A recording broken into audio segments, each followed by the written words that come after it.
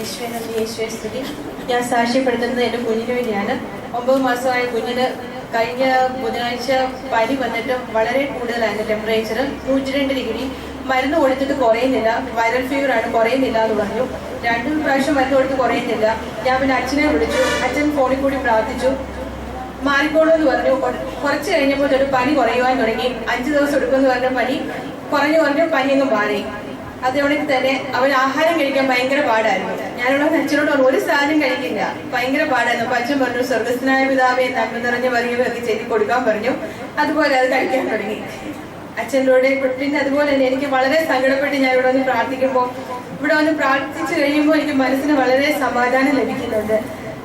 ഈ അനുഗ്രഹങ്ങൾ തന്നെ ഈശോയ്ക്കും പരിശുദ്ധ അമ്മയ്ക്കും അച്ഛനോട് അനുഗ്രഹം തരുന്നതിന് ദൈവത്തിന് 1000 നന്ദി പറയുന്നു. ദൈവത്തിന് നമുക്ക് നന്ദി പറയാം. എപ്പോഴും ശ്രദ്ധിക്കേണ്ട ഒരു കാര്യം, ഭക്ഷണം കഴിക്കുമ്പോൾ പ്രാർത്ഥിക്കണം.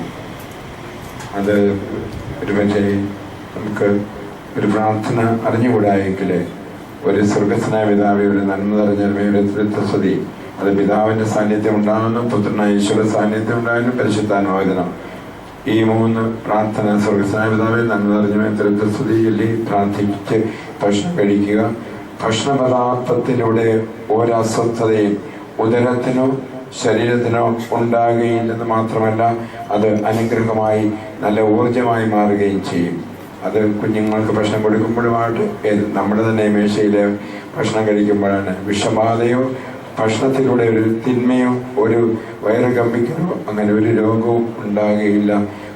നമുക്ക് ഭക്ഷണത്തിന് മുമ്പ് പ്രാർത്ഥന എല്ലാ ഭവനത്തിലും ഉണ്ടാകണം, ചെറിയ തോതിലെങ്കിലും. അതുകൊണ്ടാണ് ഞാൻ പറഞ്ഞ ഒരു സ്വർഗസ്നായ ഒരു നന്മ നിറഞ്ഞ സ്തുതി ചൊല്ലി ഭക്ഷണം കഴിക്കുക. അങ്ങനെ പ്രാർത്ഥിച്ച് ഭക്ഷണം കഴിക്കാൻ കുഞ്ഞുങ്ങൾക്ക് പരിശീലനം കൊടുക്കുക.